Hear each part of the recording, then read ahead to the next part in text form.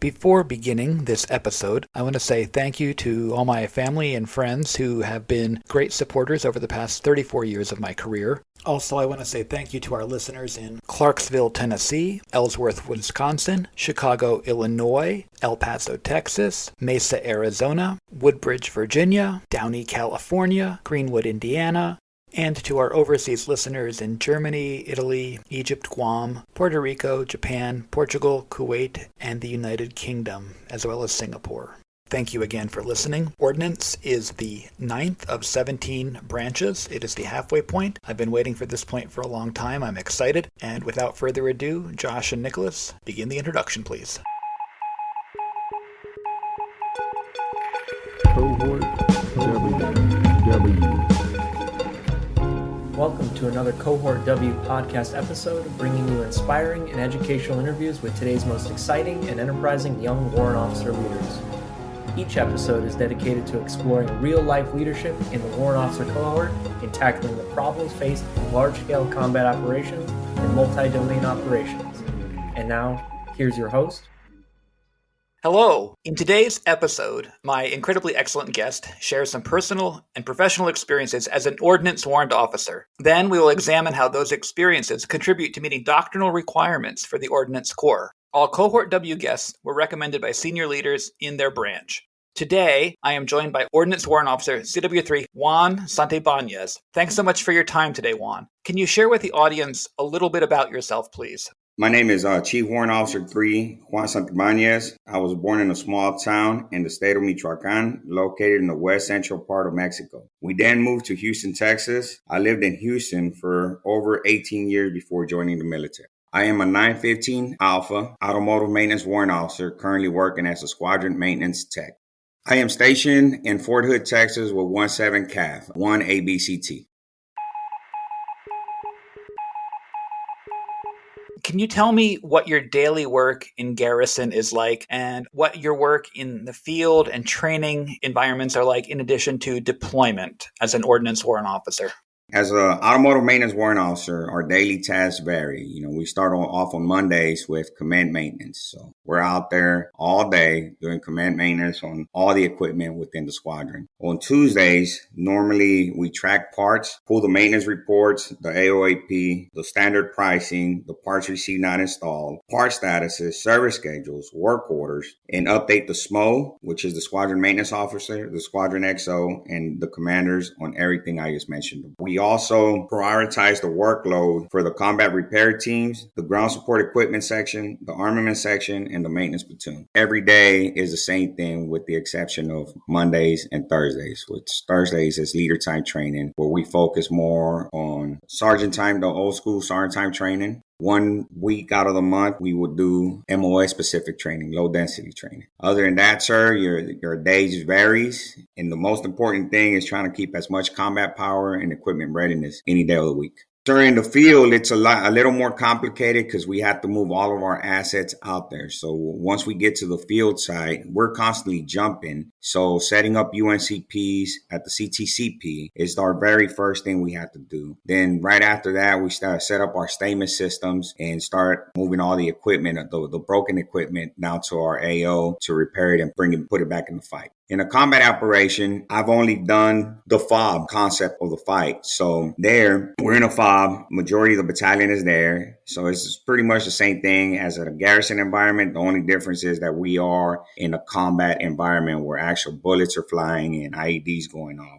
I recently did a European rotation, which it was somewhat similar with the exception of bullets flying and IEDs going off. But our gunneries and our intense training made it more realistic, constantly moving. Within the 9 months that I was down there, we moved about 4 times to different training areas. Anywhere you go, you have to set up shop so you can do your work, and then you just get to work doing what you talked about of keeping combat power as high as possible. Yes, sir. And garrison environment is easy. You just hop in a vehicle and you just drive to the SSA. In a combat environment, it's a lot harder because we need convoys. SSAs are not co-located with us, so we need to do log packs, and that's where everything we train for becomes real.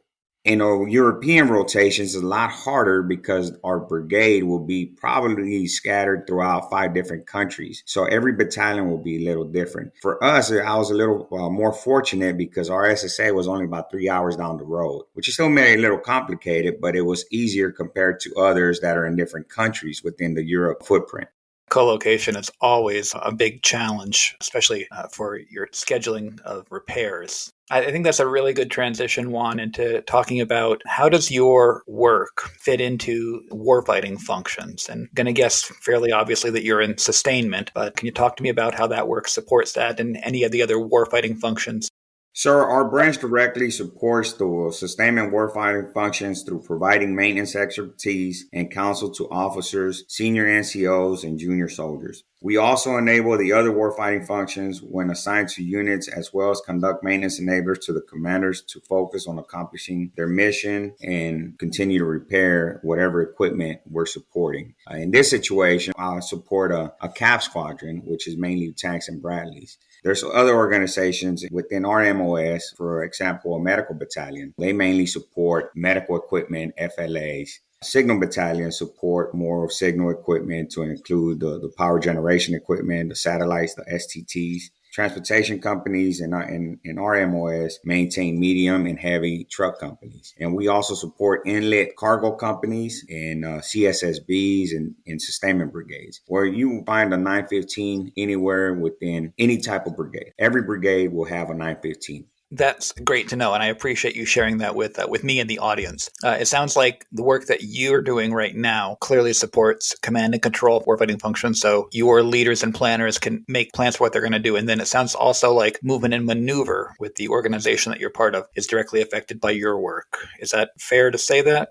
Yes, sir. We track everything from POL down to the major FUPs for tanks. So everything has to be tracked accordingly from us and back to the supplier, the depot levels, for repair. So everything is tracked. For example, in Europe, when a major order of POL, because the tank's armor, we use a lot of POL. We have to track from the time the POL left, the States, to the time it hit Ramstein Air Force Base, and it sits there for 14 days for environmental reasons, and then it gets to us. Well, obviously, we're not going to send the POL back serviceable, but we do have to send the old stuff back to the environmental area where it's going to be managed correctly.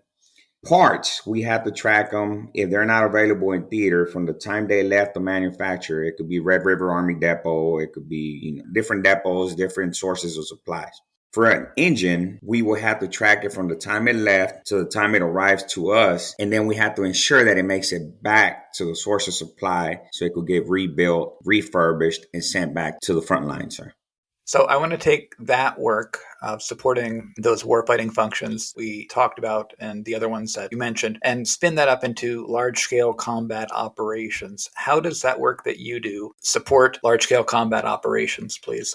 We fix forward as far forward as possible, while at the same time keeping as much firepower in the fight as possible for the commanders. That's at my level, at the squadron level. In my experience, I've noticed that you would always find a 915 Automotive Maintenance Warrant Officer at the railheads, at the ports during the initial phases, and at the last phases when we're bringing all the equipment back. I've had the great experience of working at the port in Europe. There were other units out there supporting us, and 915s showed up to assist, to ensure everything was off the boat in a timely manner, repair as whatever we can on the spot, put it on railhead, ship it to where it needs to go. At the other end of the railhead, there's another 915 Automotive Maintenance Warrant Officer waiting for the equipment and doing the same exact thing, fixing as far forward as possible and building combat power.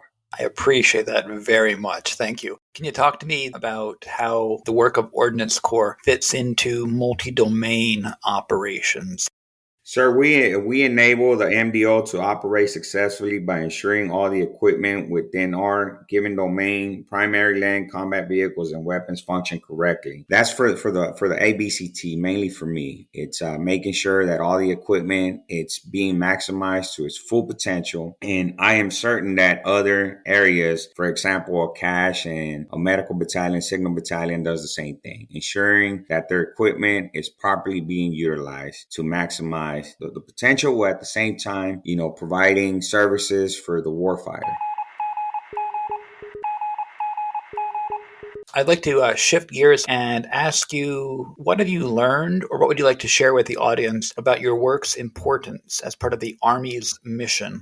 Sure. What I've learned in the past 11 years, as a warrant officer, 19 total as in the military, that our job plays a very important role in garrison, field, and combat operations. Ordnance soldiers, we play a huge role in it. The more equipment we have, FMC, the better we'll support the warfighter, which can result in eliminating the threat at a faster rate while at the same time protecting our soldiers and meeting our mission. The better we learn our job, the faster we will be able to troubleshoot the equipment, get it back on the front lines. And the more we know all the safety concerns with the equipment, the better we will be able to train the soldiers. For example, there's some harnesses out there for gunners. It's 1151, the Striker platform. Every platform vehicle that has a gunners. During 2008, when these gunners restraints started coming out, they used to be Velcro. Then we found out that Velcro wasn't working, so they went to a different type. And then we went to a different type. Finally, they came out with one. Well, if we don't know that type of stuff here, we will not be able to perform good inspections, PCCs, PCIs, and then we'll be sending a soldier out there with the wrong equipment. And same thing with the hardware that goes inside the vehicle. If we're not tracked with the MWOs and the safety of use messages, we could potentially be putting the soldier's life while at the same time putting the equipment, at risk. So I think the better educated we are, the better it will be to perform the mission while at the same time saving soldiers' lives.